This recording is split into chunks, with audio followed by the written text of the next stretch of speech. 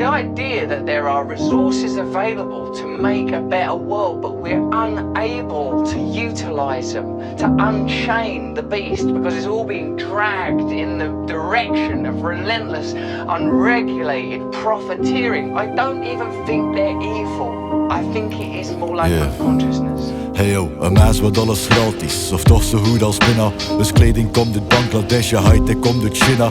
En voor het beloofde land, berovers Palestina. Maar ze steken het in de doofpot, lijkt de moord op Sandadia. Ze laten je verdrinken, gelijk een worm in de tequila. Of dooien op de bodem in de straten van Messina. Ze gooien wat pleidooien, gelijk die bom op Hiroshima. Maar dansen rond de feiten, lijkt een grootse ballerina. Of de schommel van Kabila, Kamina tot in Goma. Ze sterven in de min en weer schepen naar Europa. Waarvoor die luxe plooitje lijkt die nieuwste Motorola. En drink best nog een koffie uit Brazilië voor het aroma. Maar vlucht je heen tot hier, dan zie je niet met je diploma. Of vogels voor de kattenvent of mussen voor de cobra. Het is al ekke, het is bewezen met corona. De wereld is een ziekte, kom niet wakker uit zijn coma. Het is nou de web, ja, het is nou de fritten. Heel de wereld naar de kloot en we staan erop te kijken. Het is nou de web, ja, het is nou de fritten. Heel de wereld naar de kloot en ze gaan hier overleden. Het is nou de web, ja, het is nou de fritten. Heel de wereld naar de kloot en ik kan dat nooit begrijpen.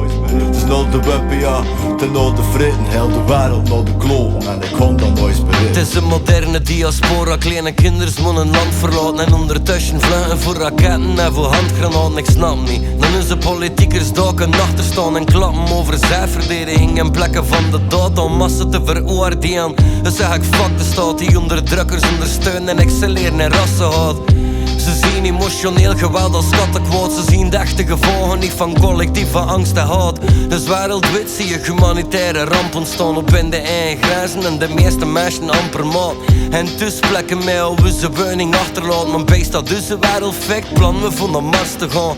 We kappen bossen totdat er bika in planten staan. We sproeien verheffen voedsel dat we kwijt. Dat is landverraad, de bodems verontreinigd. Dat we zijn het aangepaste zout van GMO's. De oosten met de vruchten van een zwakke staat. Het is nou de web, ja, het is nou de fritten. Heel de wereld naar de kloot en we staan erop te kijken.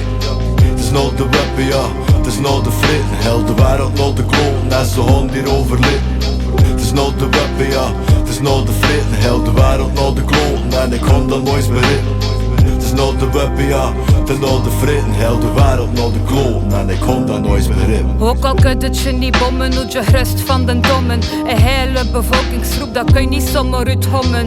Ik steek mijn vuist in de lucht voor ieder dat wordt onderdrukt. Zolang niet iedereen dezelfde vruchten plukt. Pretenderen dat we geven om moeder aarde. Toch zaten we de vrouwen nog als aan niet nog waarde. Wel onze lessen niet geleerd, zolang dat de vent hier domineert. We zitten vast in de rollen die ons ooit zien nageleerd. Het is een theater aan de hand en afhankelijk van het land al de wetten aan de kant. Kunnen we het verdragen dat de verdrag wordt verdraaid? Maakt niet uit hoeveel dat je zaait, het wordt aan de voeten weggemaaid. Het leven is een redrace, vooruitgang wordt vertraagd. De prijs wordt later door ons kinders betaald. De mens die zijn eigen soort verjaagt. Je kunt erover zwiegen, maar het maakt het niet minder waar.